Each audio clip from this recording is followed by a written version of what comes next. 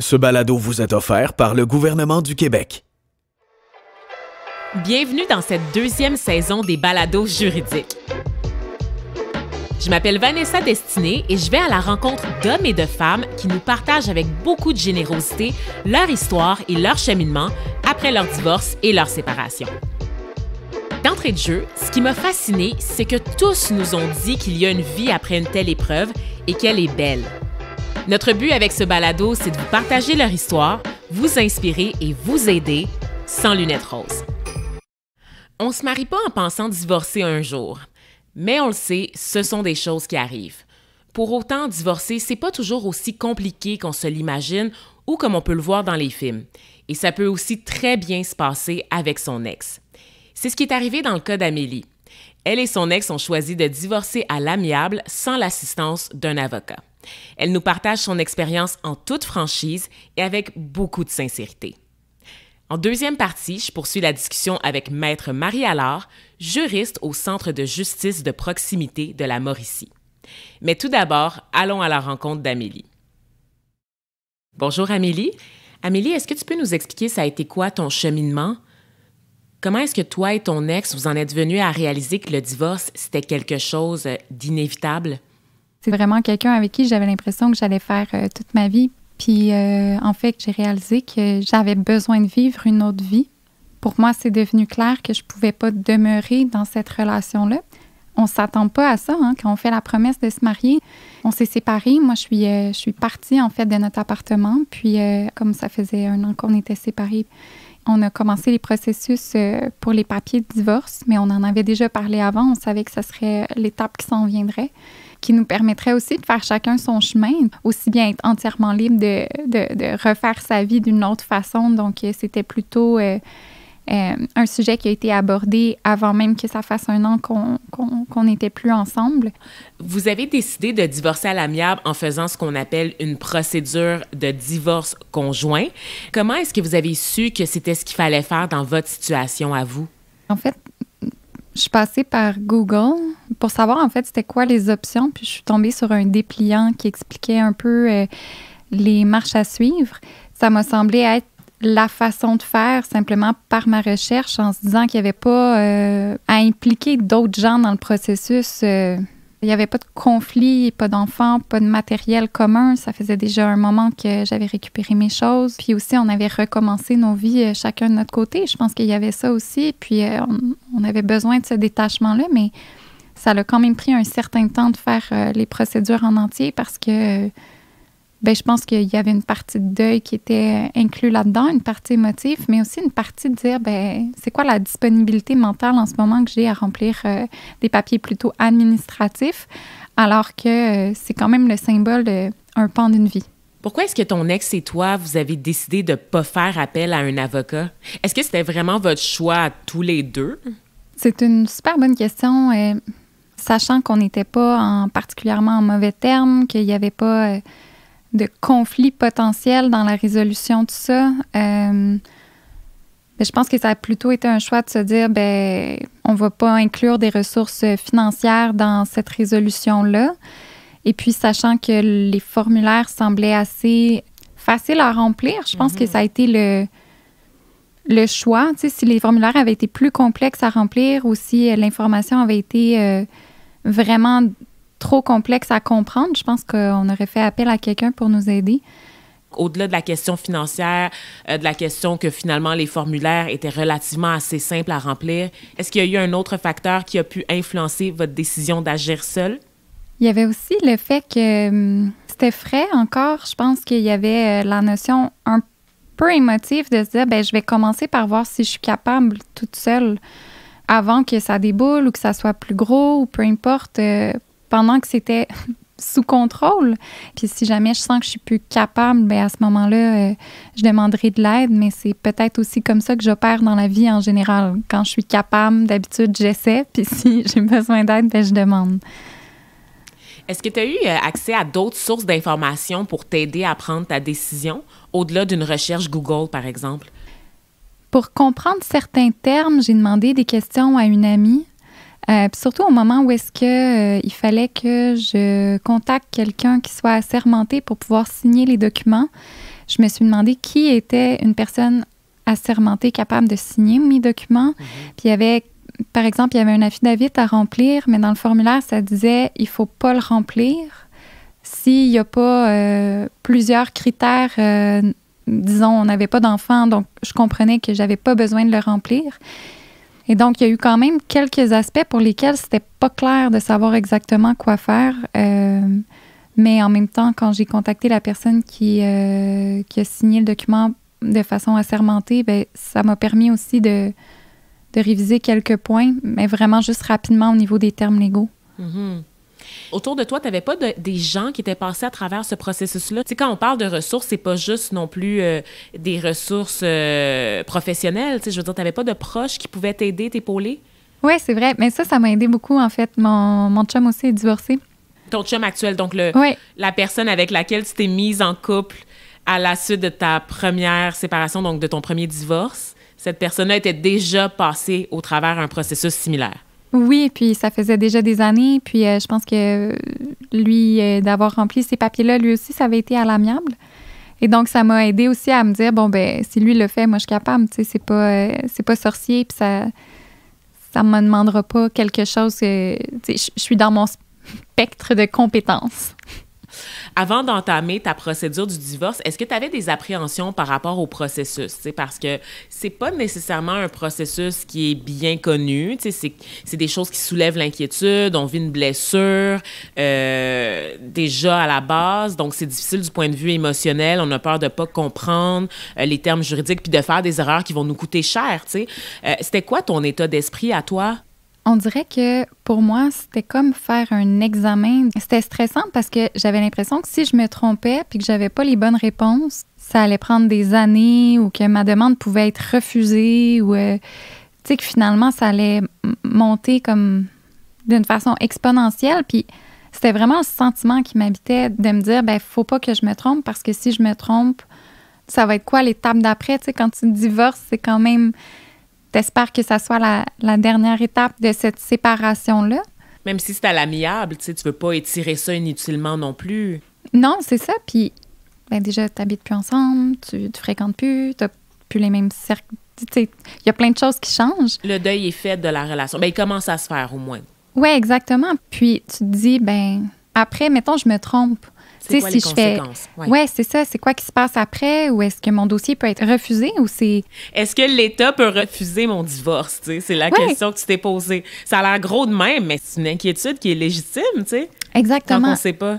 Oui, tu te dis, bon, j'ai tout rempli ça. J'ai écrit les circonstances, un peu des affaires, coché les bonnes cases, mis mon nom, des choses comme ça, les bonnes dates, les bonnes affaires. Puis là, tu te dis...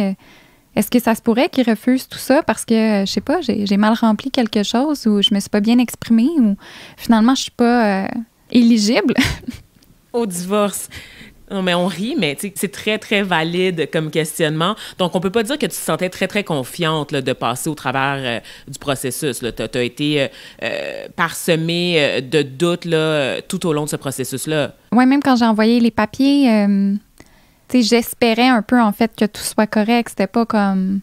J'étais pas en train de me dire « Ah, génial, j'ai tout rempli, je sais que tout est correct, j'ai fait ça des milliers de fois. » C'est pas comme ça.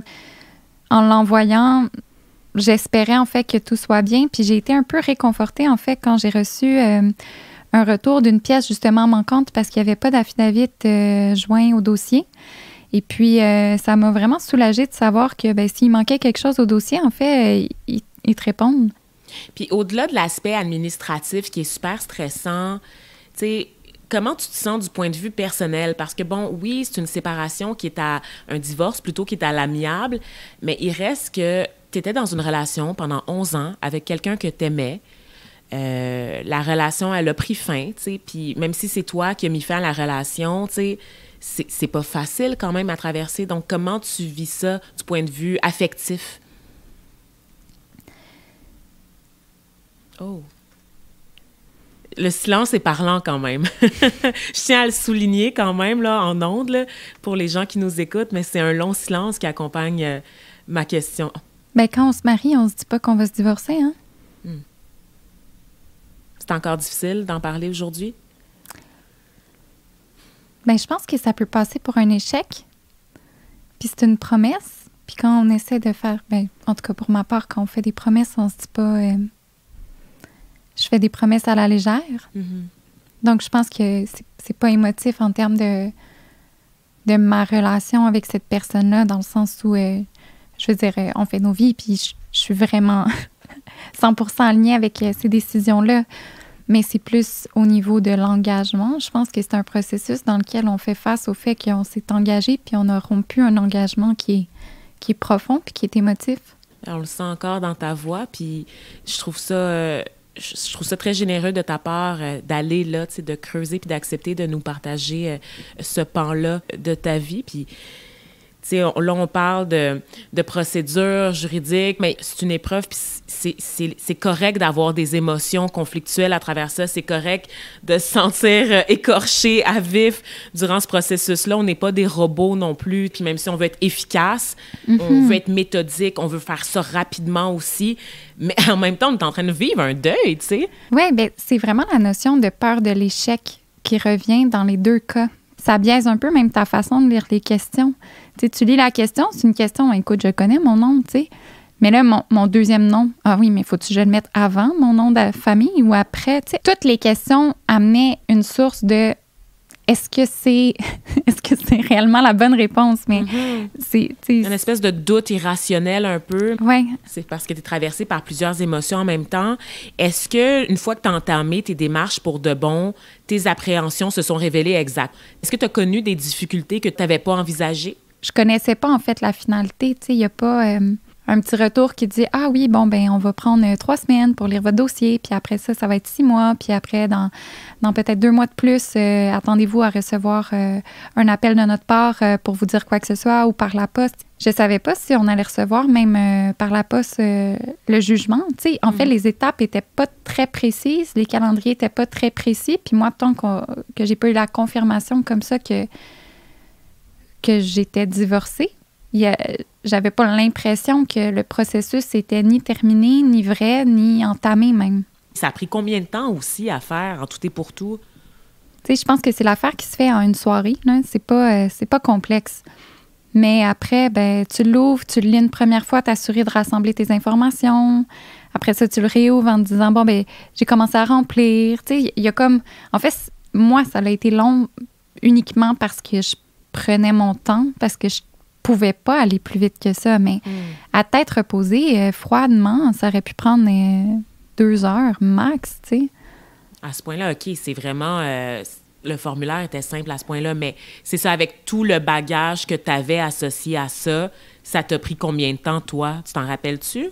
Non, c'est un peu flou pour moi, mais peut-être 3 mois à partir du moment où est-ce que ma recherche était faite, puis le moment où est-ce que les documents étaient complétés et déposés. Donc, on voit quand même là, l'espèce de fossé là, entre, tu sais, à tête froide, tu disais 2 heures, j'aurais pu faire ça en 2 heures, mais avec tout ce que ça implique comme bagage émotionnel, de préparation, de lecture, etc., de doute, on arrive à 3 mois dans ton cas à toi.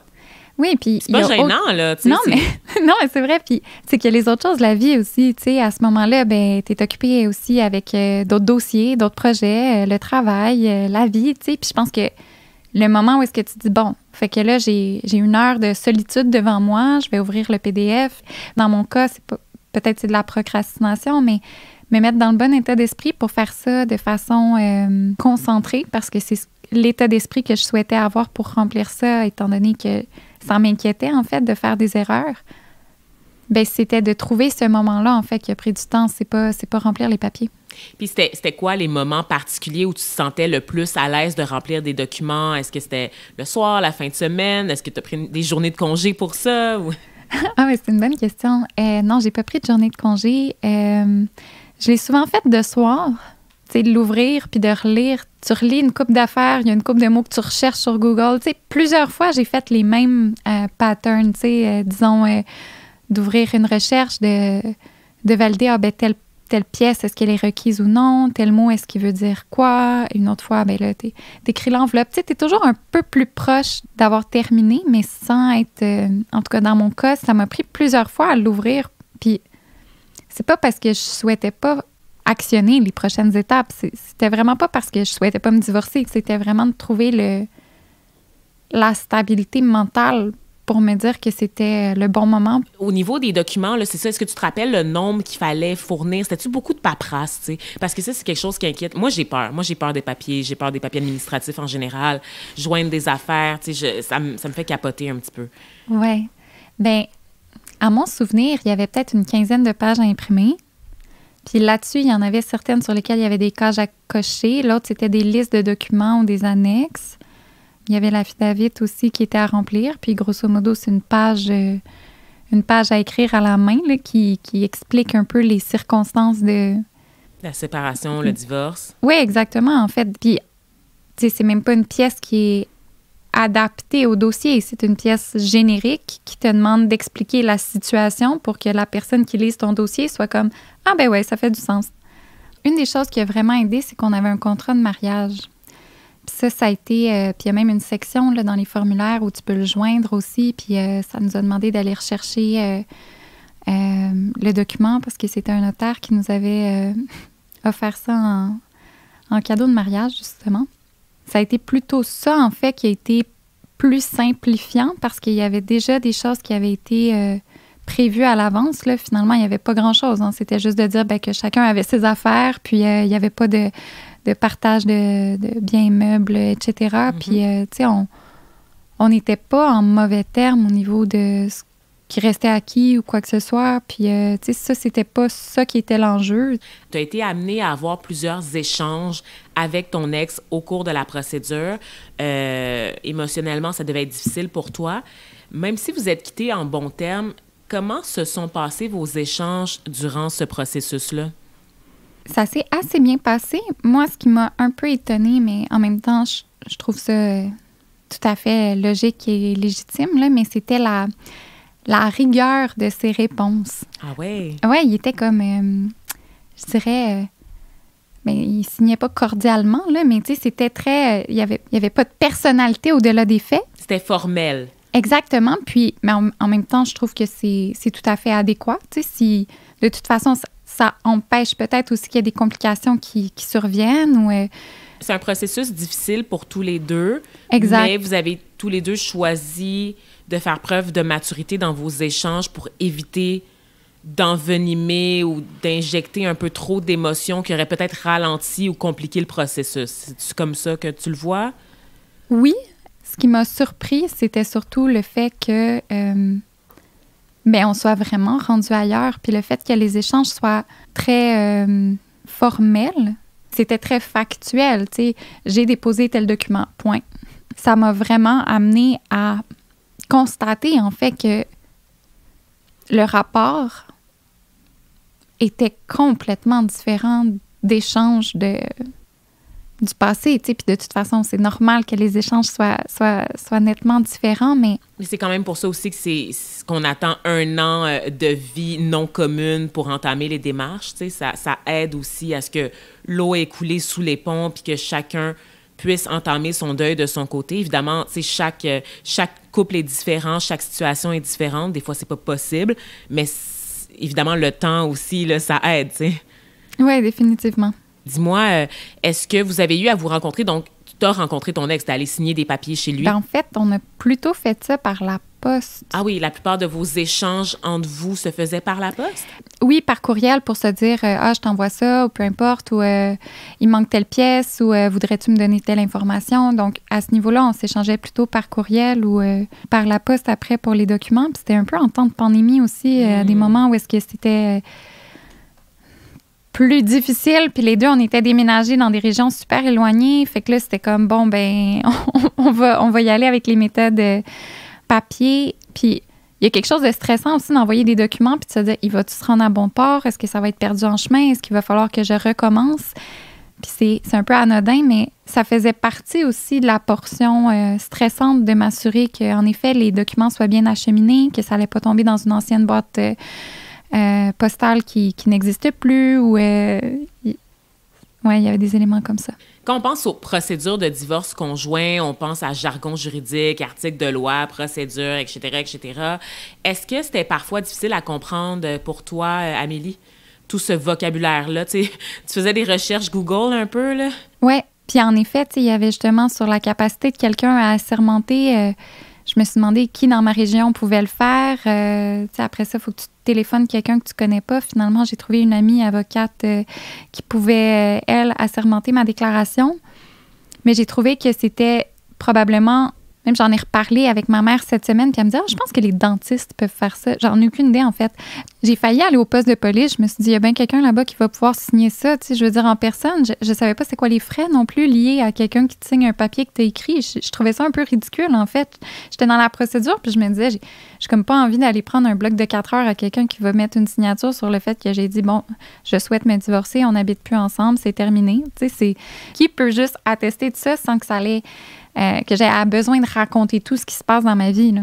Puis à ce moment-là, j'ai une amie qui est venue à la maison, puis elle était comme, ben oui, je vais te signer ça, c'est facile, regarde, mis mon numéro, voilà, c'est fait. Mais quand même. Et dans votre cas, pour obtenir votre jugement de divorce, est-ce que vous avez eu à passer devant un juge ou est-ce que vous avez reçu le certificat par la poste, le certificat de divorce? On a reçu le certificat de divorce par la poste. On n'a pas eu besoin de passer devant le juge. J'ai trouvé que le retour était assez lent, en fait. Alors, je me suis demandé, est-ce que ça va être traité? Est-ce qu'on va avoir une audience ou comment ça va se passer, en fait? À partir du moment où ton ex a déposé les documents au greffier, ça a pris combien de temps recevoir le certificat? Ça a pris au moins 5 mois. Mais comme il y a eu des documents additionnels à joindre, Mais je me souviens que ça a été long de recevoir la réponse. Puis, je me suis demandé beaucoup, est-ce qu'on va devoir fournir autre chose ou est-ce qu'il y a des étapes subséquentes qui vont être requises? On se rappelle quand même que la procédure dans ton cas s'est faite durant la pandémie. Est-ce que ta conception du temps dans ce dossier-là a été un peu déformée par les émotions? J'ai l'impression que oui. Puis en même temps, je pense que c'est une question aussi de ne pas connaître l'ensemble des étapes et des délais normaux, qui donne un peu ce sentiment-là de dire, ben, tu sais, quand tu prends ta poste, je sais pas, à chaque 2-3 jours, là, puis que tu te dis, ah bon, ben, OK, il n'y a encore rien, est-ce qu'il va manquer quelque chose? Il y avait un peu le sentiment d'être aux aguets, en même temps du sentiment d'être dans l'attente. À travers tout ça, tu sais, en bout de ligne, quel regard portes-tu sur ton parcours, sur ce processus-là qui a mené à ton divorce? Avec du recul, maintenant que tu es passé au travers du processus, quel regard tu portes sur l'expérience? C'est pas le genre de choses que tu penses qui va t'arriver. Sinon, tu ferais pas le mariage, tu sais. Et donc, comme c'est pas quelque chose que tu penses qui va t'arriver, bien, il y a vraiment un changement de paradigme complet qui se passe dans ton esprit au moment où ça se passe. Puis, des fois, on a l'impression qu'on peut s'auto-convaincre... comme si on n'avait pas d'émotion, comme si on était un robot un peu. Ah ben oui, c'est facile, on va faire ça, c'est ça les prochaines étapes. Mais la réalité, c'est que il y a plusieurs transformations dans un cadre de vie qui se passent, puis c'est tout synchrone quand même avec cette démarche-là. Donc, ça a surtout été de se dire, ben c'est pas grave si ça prend un peu plus de temps, tu sais, tant que tu es dans les délais de production, de réponses qui sont au niveau du greffe. Après, c'est une question de communication aussi, de s'assurer que le niveau de confiance sur les échanges soit réellement valide et correct. Tu disais tout le temps que ça allait être compliqué, mais finalement, ça a quand même été plus simple. Définitivement, c'est une procédure qui est, somme toute, assez simple. Puis ce qui est compliqué, c'est peut-être de s'avouer qu'on les remplit. Que c'est une étape qu'on est en train de franchir, de l'assumer, en fait. Oui, puis même si c'est ça que tu souhaites, c'est vraiment une question de dire... c'est que c'est très formel. En tout cas, merci infiniment, Amélie, d'avoir rouvert ce chapitre de ta vie avec beaucoup de générosité et d'émotion. Je suis certaine que ton témoignage permet de rassurer les personnes qui nous écoutent. Oui, c'est possible de divorcer le plus sereinement possible, sans l'assistance d'un avocat, malgré le flot d'émotions là, qui nous habite. Merci encore.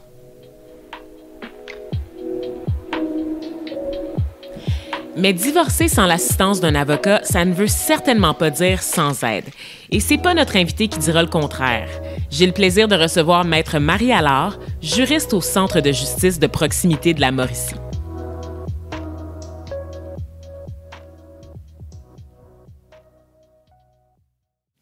Bonjour Marie.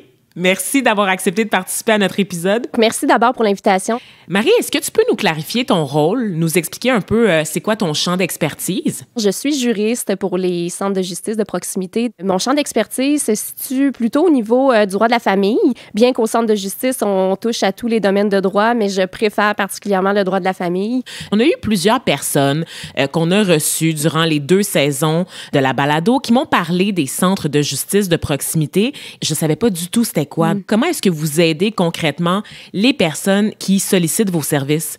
Avec plaisir. Laisse-moi te partager la bonne nouvelle.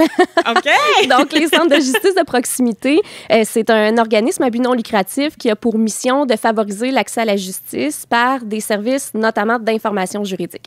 Donc, c'est des services qui sont complètement gratuits, confidentiels. Les gens ont accès à un avocat ou un notaire, donc un professionnel du droit, pour poser leurs questions. C'est comme si on était un peu le pendant numérique là, des centres de justice de proximité. J'aime ça. On travaille en collaboration. Exactement. On est partners, toi et moi, Marie. Mais plus sérieusement, pour revenir à l'histoire d'Amélie qui est au cœur de l'épisode du jour, Amélie puis son ex, ils ont décidé de divorcer à l'amiable en faisant ce qu'on appelle une procédure de divorce conjoint sans être présentés par un avocat. Donc ça, c'est très spécifique à leur situation à eux. Est-ce que tu peux nous expliquer brièvement en quoi ça consiste un divorce conjoint? Puis c'est quoi la différence entre ça et les autres types de procédures de divorce? Parce que c'est pas la seule procédure possible. Là. Effectivement. Donc, quand vient le temps de se divorcer, on a toujours 2 options. Soit je me divorce à l'amiable ou soit je le fais de façon contestée. Dans les 2 cas, c'est une procédure qui est judiciaire. C'est une procédure qui nécessite l'intervention du tribunal. La demande faite de façon conjointe, donc ce qu'on appelle aussi le divorce conjoint sur projet d'accord, c'est une procédure qui est faite à l'amiable. Oui, hein, les termes juridiques, les avocats, on est bons là-dedans. C'est pour ça qu'on le résume en tant que divorce conjoint. Et le divorce conjoint, bien qu'il nécessite une intervention du tribunal, c'est plus d'aller chercher la signature du juge, de faire homologuer, officialiser, entériner l'entente, autrement dit. Donc, la grosse différence entre les 2, c'est quoi? C'est que la demande de divorce conjointe, c'est une demande qui est faite à l'amiable, c'est-à-dire que les époux s'entendent sur absolument tous les éléments à régler lors de leur divorce, que ce soit au niveau du patrimoine familial pour le partage des biens, que ce soit au niveau de la garde des enfants, pension alimentaire s'il y a des enfants. C'est une option qui est possible et beaucoup plus facile, moins coûteuse également. Tandis que la demande de divorce fait de façon contestée, ça veut dire que les époux ne s'entendent pas sur les éléments de divorce. Donc, à ce moment-là, c'est une procédure qu'on dit contestée. Ça va prendre un juge pour venir trancher le désaccord. Puis j'ai l'impression que de parler de divorce à l'amiable ou de divorce contesté, c'est comme s'il y en avait un qui avait une connotation beaucoup plus négative. Donc, est-ce que c'est négatif, un divorce contesté? Absolument pas. Puis ça, je tiens à attirer l'attention des gens là-dessus parce qu'il n'y a rien de mal à être en désaccord avec quelqu'un. En ce sens que c'est pas parce que mon ex me propose certaines choses et que je ne suis pas en accord avec ça que je suis la mauvaise personne. J'ai le droit aussi de respecter mes limites et de savoir ce qui est bon pour moi. Et à ce moment-là, ça veut tout simplement dire qu'on va s'en remettre à quelqu'un de neutre pour appliquer la loi. Donc, on a choisi une voie juridique pour régler notre désaccord, puis on s'en remet au tribunal pour trancher. Une autre chose qui m'a surprise, c'est que je pensais que pour divorcer, il fallait absolument faire appel à un avocat, un pour soi puis un pour son conjoint. Est-ce que c'est quelque chose qui se fait souvent de ne pas être représenté par un avocat? C'est une bonne question. On le voit, il y a une recrudescence par rapport au nombre de personnes qui désirent agir seules devant les tribunaux. Et c'est un droit, c'est-à-dire que la loi le prévoit. On a le droit d'agir seul devant les tribunaux, que ce soit dans une procédure de divorce conjoint ou non.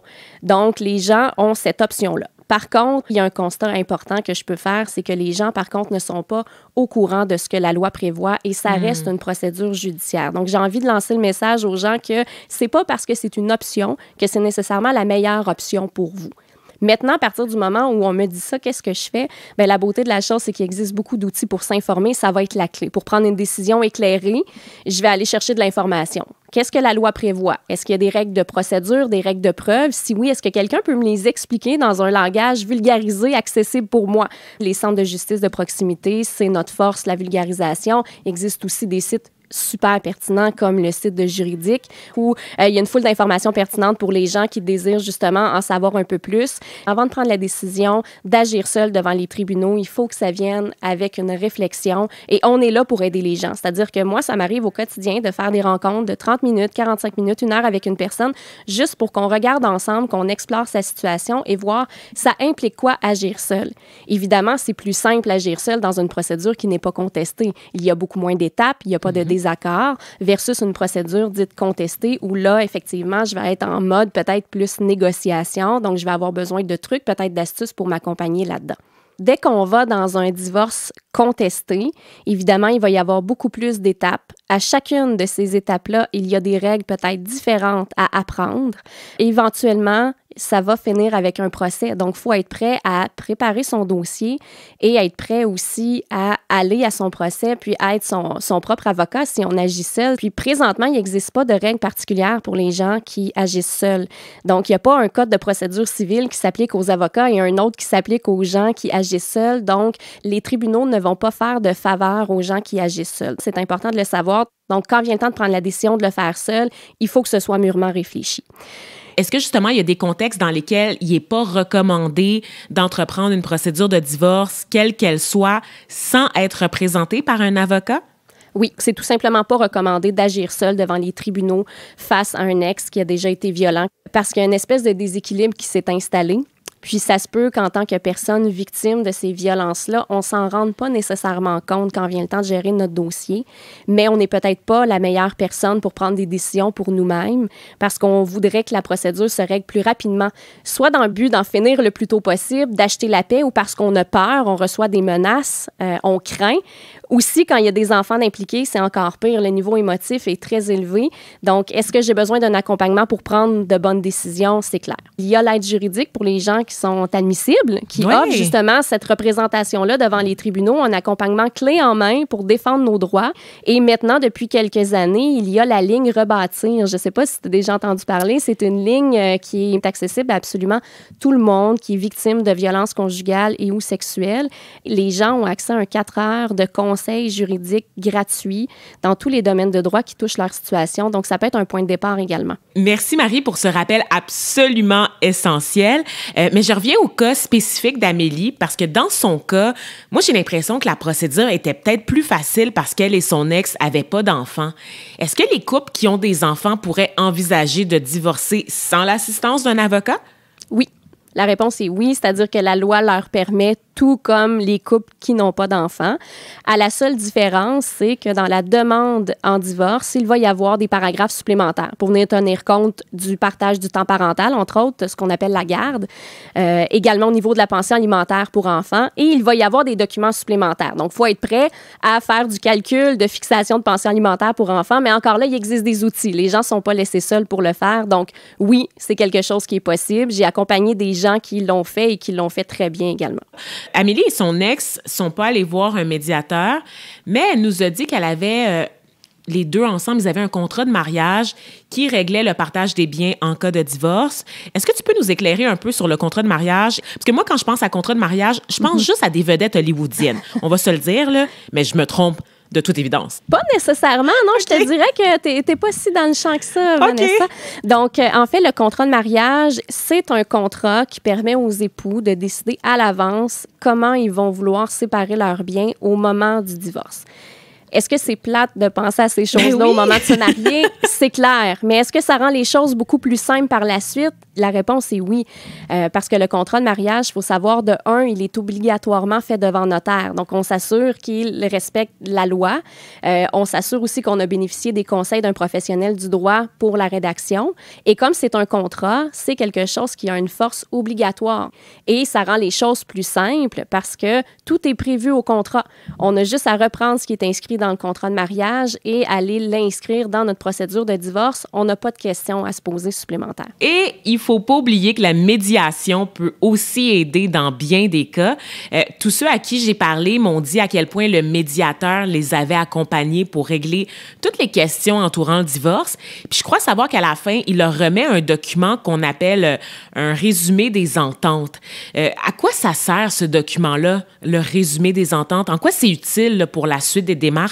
Le médiateur va venir coucher par écrit les éléments sur lesquels on s'est entendu. Si on décide d'agir seul, ça veut aussi dire que c'est nous qui allons devoir écrire les paragraphes dans la procédure et le fait d'avoir un résumé des ententes nous permet d'aller chercher ce qui est écrit dans le résumé et de le reprendre pour la procédure sans avoir à se questionner. Amélie, elle avait une peur bleue, en fait, de remplir les formulaires. Elle avait peur de faire des erreurs.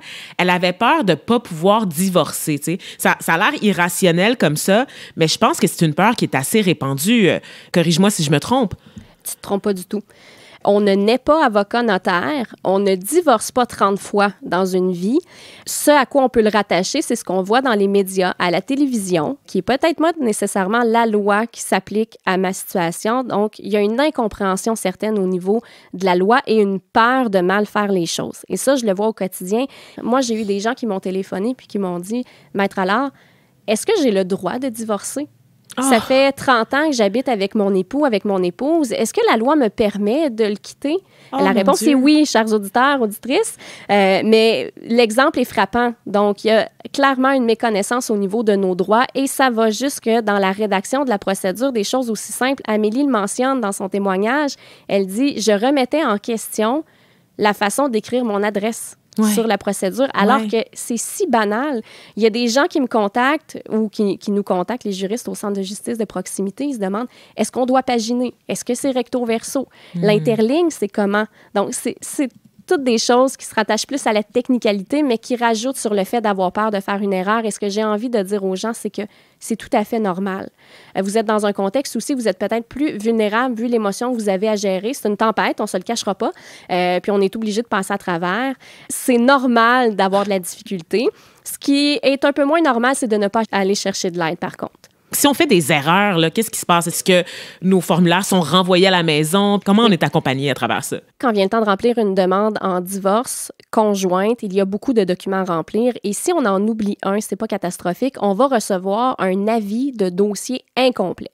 Donc, le greffe, le palais de justice, va nous faire parvenir par la poste un document indiquant le ou les documents manquants. Donc, clairement, on est capable de voir qu'est-ce qui nous manque. Il ne faut pas prendre pour acquis que si je décide d'agir seule et que je ne m'informe pas, qu'il y a des gens qui vont venir cogner à ma porte pour me dire « Hey, fais attention à ça. Je constate au quotidien une incompréhension quant au rôle des acteurs dans le système de justice, entre autres au niveau du rôle du juge. Le juge n'est pas là pour être l'avocat des gens. Le greffe n'est pas là non plus pour compléter la procédure à la place des époux. Si en cours de route, on a des doutes, c'est possible d'au moins consulter un avocat pour valider nos formulaires si on est trop incertain avant de les envoyer au tribunal. Toujours. C'est-à-dire que si, dès le départ, je prends la décision d'agir moi-même et qu'à un moment donné, je me rends compte que ça devient trop difficile ou que j'ai des documents à signer, que je ne suis pas certaine que tout est conforme à la loi, je peux contacter un avocat uniquement pour cette partie-là de la procédure. C'est ce qu'on appelle un mandat à portée limitée. Donc, c'est tout à fait possible de donner le mandat à l'avocat, non pas de prendre le dossier au complet et de nous représenter du début à la fin de la procédure, mais bien de dire, ce document-là, je ne pense pas être capable de l'écrire moi-même, voudrais-tu le faire pour moi? Je m'apprête à déposer tous les documents au palais de justice. Je veux m'assurer que c'est complet et de ne pas recevoir plusieurs avis de dossiers incomplets. Est-ce que tu pourrais les vérifier pour moi? C'est tout à fait possible. Et à cette étape-là, même si c'est une procédure faite de façon conjointe, donc à l'amiable, les époux ont quand même le droit d'aller voir chacun un avocat pour s'assurer que les documents qu'ils signent protègent leurs intérêts à court, moyen, long terme. Quand on divorce sans être représenté par un avocat, ça signifie qu'il n'y a pas d'intermédiaire nécessairement entre nous deux et qu'on doit forcément communiquer directement avec son ex pour faire avancer le dossier. Est-ce que tu as des conseils pour que ça se passe bien? Donc, il faut être, de ce que je comprends, dans l'ouverture, dans l'accueil de l'autre. Idéalement, mais là, ça me fait beaucoup sourire parce qu'il y a beaucoup d'émotions. Le droit de la famille, oui, il y a le droit qui est supposé prendre beaucoup de place, mais où l'être humain vit son fardeau émotif et qui prend beaucoup de place. Donc, c'est de venir concilier les deux. Maintenant, pratico-pratique, qu'est-ce que je peux faire? Déjà, évaluer le bon moment. Si j'ai à m'adresser à mon ex, quel est le meilleur moment pour moi et quel est le meilleur moment pour lui ou elle? Si je sais que cette personne-là, avant son premier café du matin, c'est impossible d'avoir une discussion raisonnée, on oublie ça. Si je sais que c'est quelqu'un qui travaille de nuit puis que de telle heure à telle heure, il est normalement ou elle est normalement sur ses heures de sommeil, j'oublie ça. Si je sais que la personne est dans la routine avec ses enfants, on oublie le projet. Sinon, c'est possible qu'on reste juste sans réponse et qu'on l'interprète comme étant une confrontation, comme étant un rejet, une négation de ce qu'on demande, alors que c'est peut-être pas du tout le cas. Ensuite de ça, le meilleur moyen de communication aussi. Hein, si on sait qu'en face à face, ça ne fonctionne pas du tout ou que par écrit, on a tendance à toujours mal s'interpréter parce qu'on n'a pas mis le petit bonhomme sourire à la fin, bien, on réfléchit à la meilleure façon de communiquer. Il n'y en a pas une meilleure qu'une autre. Ça pourrait même se faire par écrit, par la poste, quoi qu'on voit ça beaucoup moins souvent ces temps-ci, mais ça pourrait être fait par courriel et ce serait tout à fait correct aussi. Est-ce que dans ta pratique, tu as observé d'autres affaires, mettons d'autres choses qu'il faut absolument éviter là, pour éviter la chicane, dans le fond? Oui. C'est clair. Tu parlais d'ouverture d'esprit tout à l'heure. Ne pas faire preuve d'ouverture d'esprit, ça peut être catastrophique. Parce que oui, je souffre dans un contexte de divorce. Assurément que l'autre souffre aussi. Peut-être moins, peut-être autant, peut-être plus. Je le sais pas et c'est pas à moi qui va se confier probablement. Donc, je prends pour acquis tout simplement qu'il souffre. Et si je ne fais pas preuve d'ouverture d'esprit, d'une réelle écoute empathique, ce qui peut être difficile, mais je recommande aux gens de le tester parce que ça a un effet bénéfique sur la conversation. Si je ne fais pas preuve d'ouverture d'esprit, ça peut minimiser mes chances de pouvoir régler à l'amiable. Parce que si je vais voir l'autre personne puis que je lui dis tout simplement, moi, voici mes besoins, voici ce que je demande, c'est ça et c'est tout, l'autre personne ne se sentira pas du tout engagée dans la discussion, va avoir l'impression que tout est déjà décidé et peut-être que cette personne-là, sa façon de réagir va juste être de dire « Non, moi, ça ne m'intéresse pas. » On se retrouve en cours. D'ailleurs, petit mot par rapport aux menaces de finir ça devant les tribunaux. Il y a des gens qui, sous le coup de l'émotion, vont dire « Bien, si c'est comme ça, on se revoit en cours. » OK, c'est correct. C'est pas mal de dire ces choses-là. Il faut juste que quand on le fait, on soit conscient que ça peut effectivement se terminer devant les tribunaux, qu'on le veuille ou non. À ce moment-là, ce qu'on peut faire, par contre, des trucs, des astuces à mettre en place, si je sais déjà que je ne suis pas capable d'avoir une bonne communication avec l'autre parce que ce sont des sujets glissants, des sujets délicats, mettons une pause. Mettons ça entre parenthèses, mais mettons-nous d'accord d'aller en discuter en médiation. Très intéressant. Ça, c'est un exemple concret d'une situation dans laquelle la médiation peut vraiment aider les couples. Et Amélie, elle nous l'a dit là, qu'elle se sentait vraiment perdue quand est venu le temps pour elle de trouver une personne assermentée pour signer ses documents avant de les déposer au tribunal. Puis j'avoue que moi aussi, c'est quelque chose qui me qui me stresse bien gros là. Si j'avais à me mettre à sa place là, est-ce que tu peux nous expliquer à quoi ça sert, cette étape? T'sais, pourquoi est-ce qu'on doit absolument faire ça? Un commissaire à l'assermentation, c'est quoi? C'est quelqu'un qui va nous faire prêter serment. Donc, il va nous demander d'attester devant lui que ce qu'on a écrit dans nos documents, c'est vrai. On va signer devant lui, il va signer également, et c'est tout. Le commissaire à l'assermentation ne va pas faire une enquête sur votre vie, ne va pas vous poser d'autres questions à part si c'est la vérité, ce que vous avez écrit. Sachez qu'il existe un outil sur le site du ministère de la Justice pour avoir accès à un bottin des commissaires à l'assermentation selon le territoire où on se situe. Les palais de justice, les bureaux de service Québec, dans les centres de justice de proximité aussi, vous avez accès à des commissaires à l'assermentation. Puis vous dirais, prévoyez-vous un gros 5 minutes pour faire signer vos documents et c'est pas mal le temps que ça va prendre effectivement pour prêter serment. Puis quand vient le temps de déposer son dossier de divorce au greffe du tribunal, comment ça se passe? Est-ce qu'on peut l'envoyer par la poste? Est-ce qu'il faut y aller en personne? Est-ce que je dois faire signer d'autres affaires? Est-ce que je dois être accompagnée? Encore là, c'est une des procédures assez simples dans toutes les étapes de la procédure de divorce. Je vous dirais que la plus complexe, c'est celle de la rédaction. Une fois que la rédaction et que les documents sont assemblés, le pire est fait. Donc, quand vient le temps de déposer les documents, on peut le faire par la poste, effectivement. On peut le faire directement au palais de justice en personne. On pourrait le faire aussi via le greffe numérique qui est accessible depuis quelques mois déjà, qui permet de déposer nos documents dans le confort de notre foyer. On paie le timbre judiciaire, donc le coût pour l'ouverture du dossier via une carte de crédit, et voilà, le tour est joué. Est-ce qu'il y a des règles différentes selon les tribunaux? Oui, chaque palais de justice peut avoir des particularités au niveau de la forme ou de certains documents. Et l'outil d'aide au divorce qui est accessible maintenant depuis quelque temps sur Juridique, ça, c'est vraiment facilitant parce qu'à la fin du processus, on peut sélectionner le palais de justice devant lequel on va déposer nos procédures et ça nous indique quelles sont les particularités de ce palais. Donc, c'est clairement facilitant. Ça aide effectivement. Amélie, elle n'a pas eu à se présenter devant le juge là, dans son cas à elle. Moi, j'aurais cru que ça aurait été obligatoire, en fait, qu'il y a toujours systématiquement une audience, ce qu'on appelle un procès, mais pas dans son cas. Elle a reçu son certificat de divorce par la poste et je pense que c'est ce qui m'a le plus surpris de son témoignage. Je pensais pas que c'était facile comme ça.